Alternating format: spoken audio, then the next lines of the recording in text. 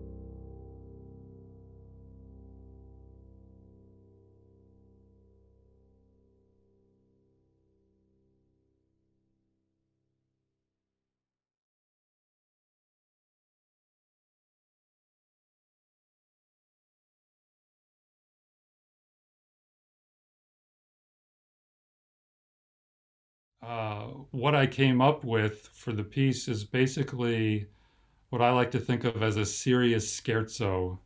That is, you think of a scherzo as playful, right? And so it's a rhythmic,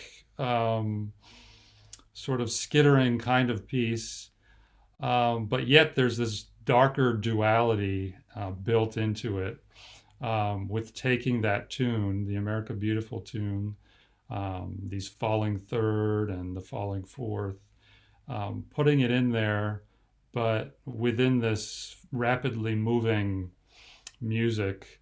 Um, and so in the end, I think the piece has a duality to it too.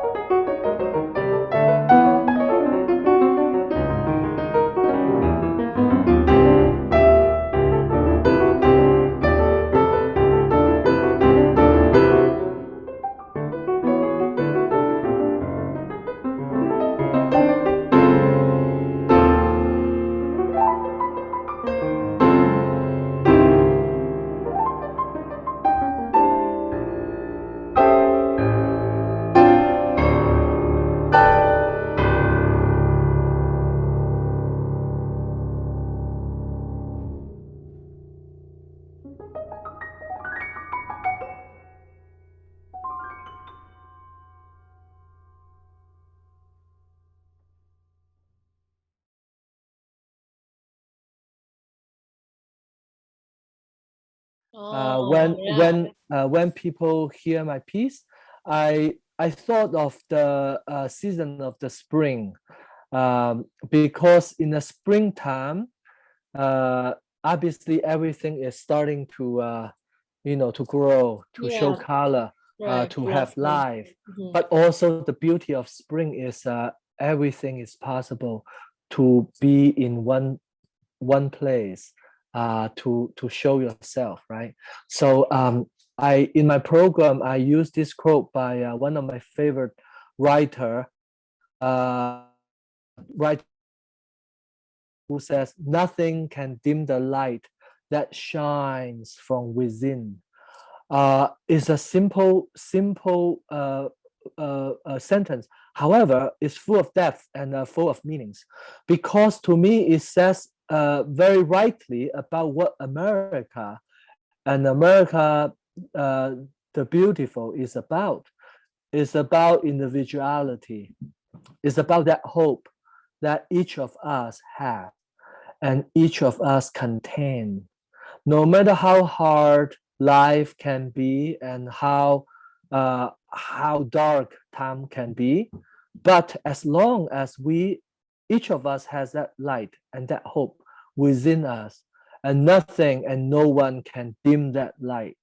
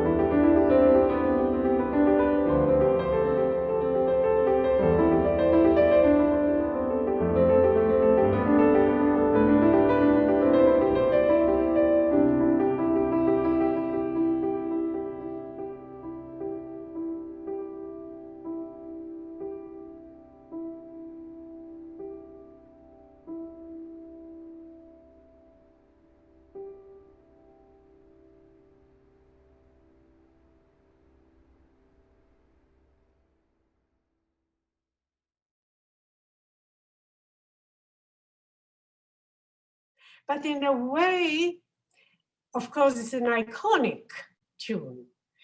And in a way, you ask yourself as a composer, okay, what can I do with it?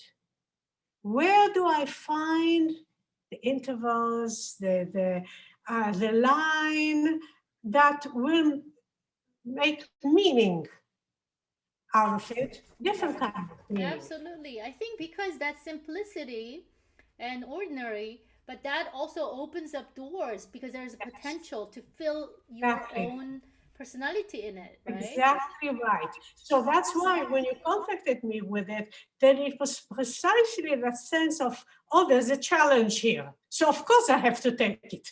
You know, you have a challenge, you can't possibly say, no, no, no, no, I'm not climbing that mountain. No, you said to yourself, okay, what can I do?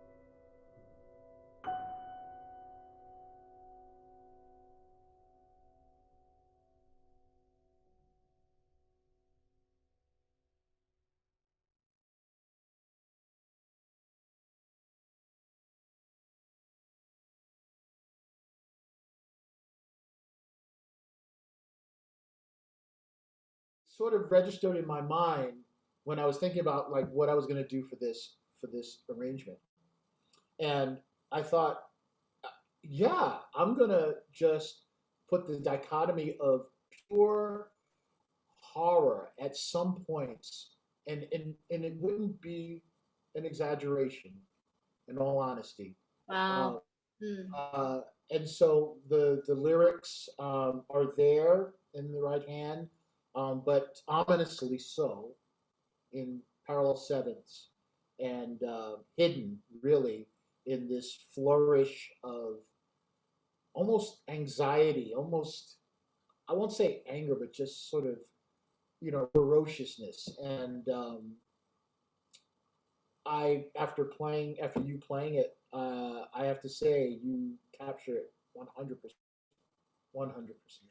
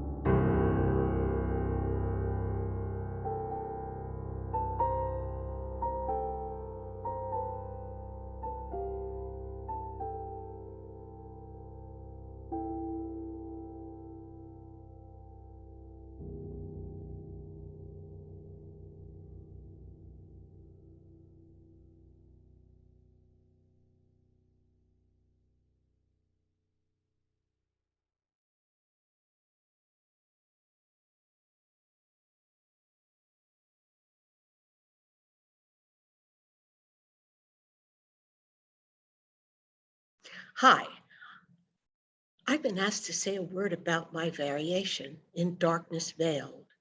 Well, the melody of America the Beautiful is very specific. It's clear, it's optimistic, and its phrases are quite balanced. It begins in the low register and moves upward, ending on the high tonic. Well, my variant was composed during the start of the pandemic lockdown, and therefore it couldn't be clear, and it really wasn't too optimistic. So I decided to go with those characters and create something that was mysterious and veiled in shadow, essentially, shrouded. My variation is a tiny little nocturne in 3 parts.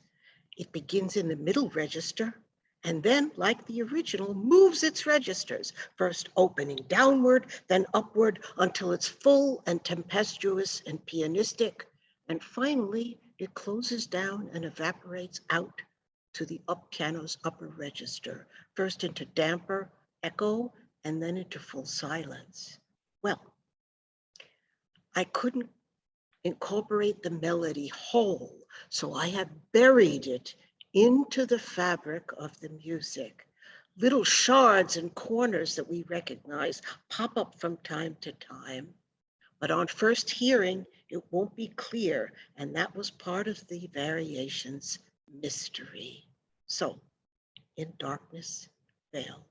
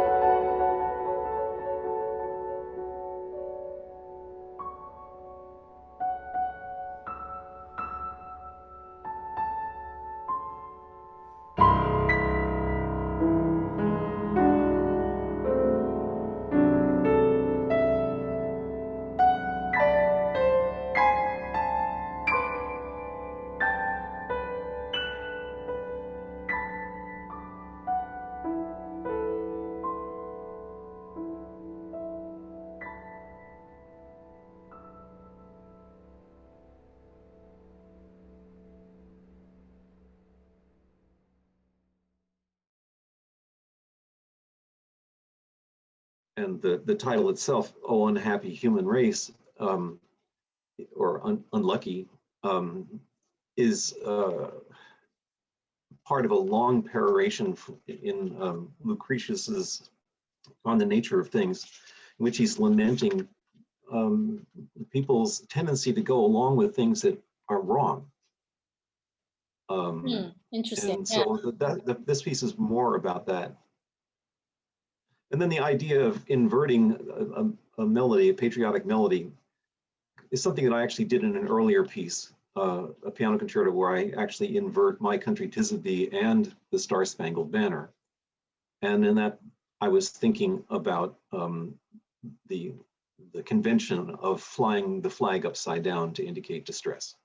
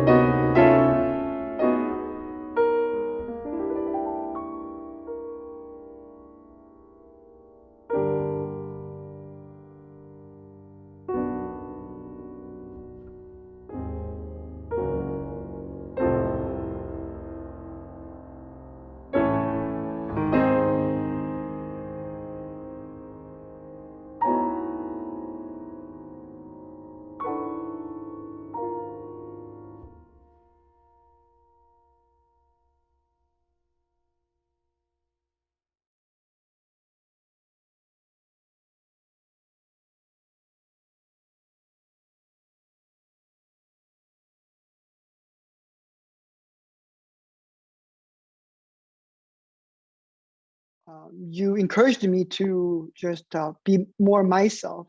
So I thought maybe just being a combination of Chopin or Rachmaninoff is not me enough. And what would make me like me? And then, last year, everything became a little darker because of the political environment we had. And I just couldn't feel like I was being honest if I just say, "Oh, America is so beautiful, that's great," but that's not me. That's not the reality. So what am I doing? And another side of me is I learned, of course, avant-garde, experimental, classical music. So that side I wanted to use, and it should also perfectly fitting to the idea of the two different worlds within America fighting against each other. So I decided to have a newer version with other instruments, string trio, as the opponent, or so they are going to try to attack the piano part very often. And so a lot of dissonance, while piano remains as beautiful as it is in its solo version. So I think the juxtaposition would be, I don't know, meaningful and somehow inspiring, or remind all those moments we went through.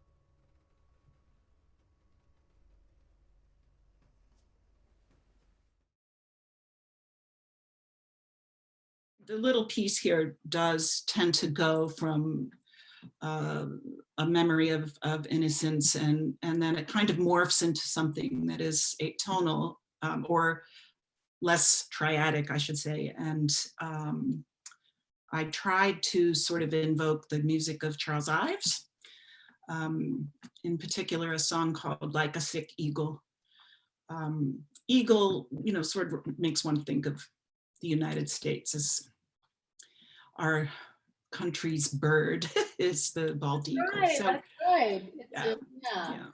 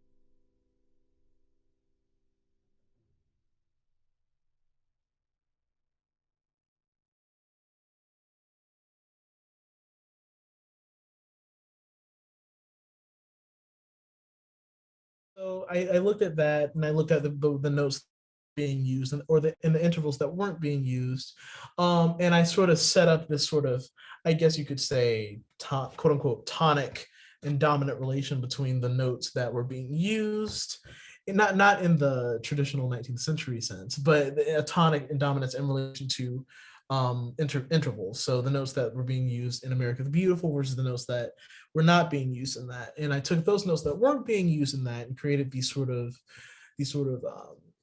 quasi improvisando sort of, gestures and motives, and chords that sort of came together to create a sort of ballad inspired and yet modernist inspired work.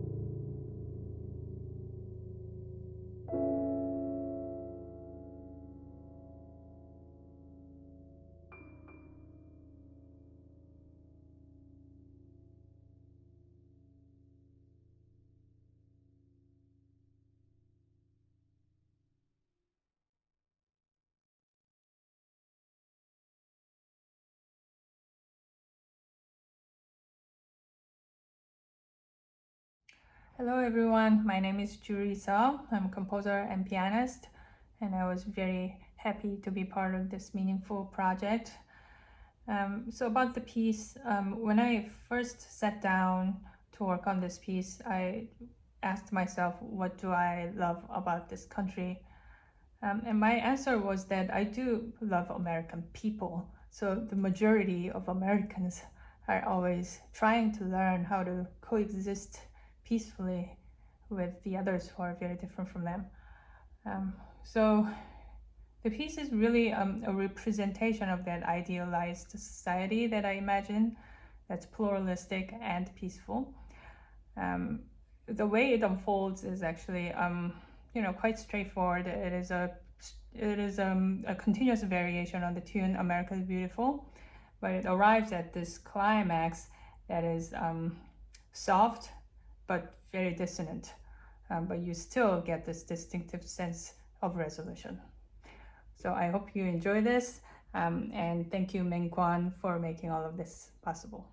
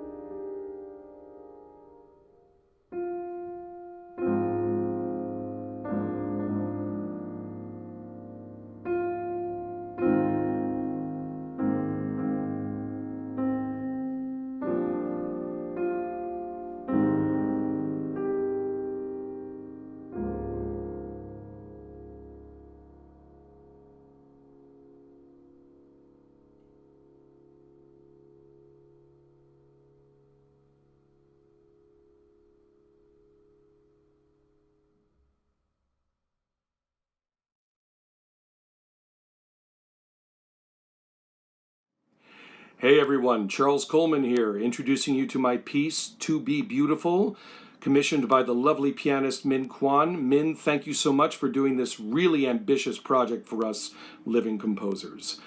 I got to admit, I was originally resistant to this commission because I'm not a big fan of America's anthems and patriotic songs.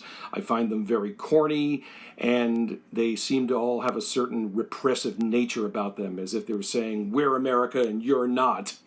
But America the Beautiful is different. It has a certain lyrical and simpler nature to it and a feeling of more open arms than all the other ones. So I was very happy to be involved in this project. As far as my piece, it was written like all the other pieces during the time of COVID, in which we had to deal with our own conflict as prideful Americans merged with our disdain for certain people in government, notably that orange-haired guy from Queens. Despite all that, I found myself wanting to somehow filter all of this stuff with fragments from the tune America the Beautiful as part of the fabric.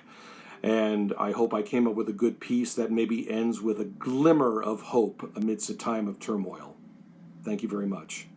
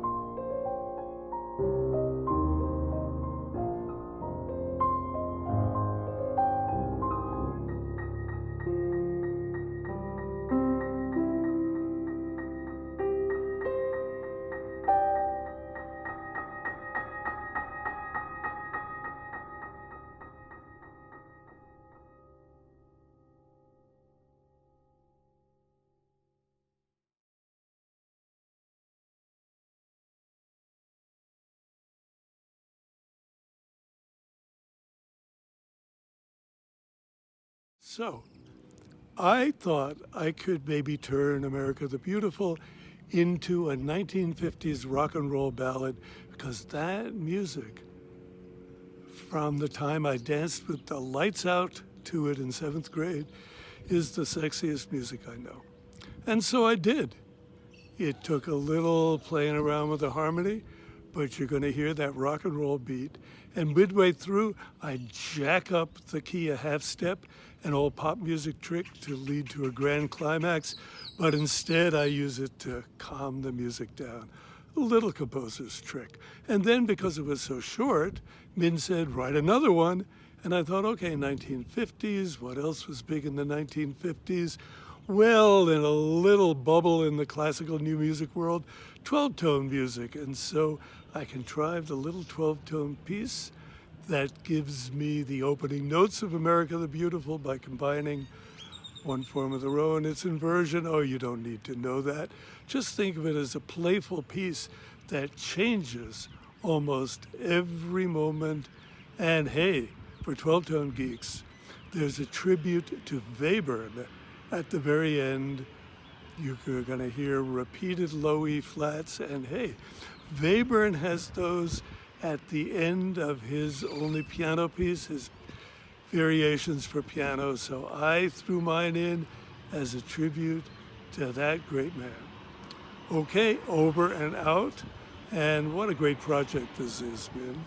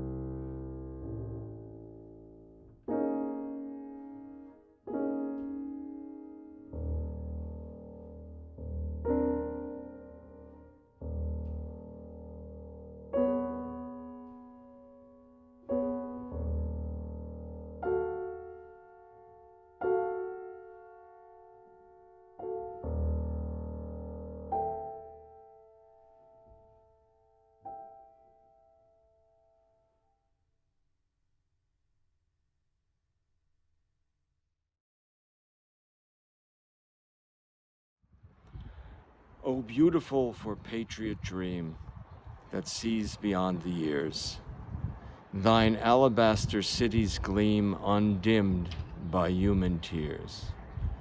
I named my variation alabaster cities because that's the metaphor for the dream in the distance of equality, of justice, of fair treatment for all, of prosperity for all. And what I envisioned is a very distant city that we can just barely detect on the horizon, that beckons to us to be the best people we can be and the best nation we can be.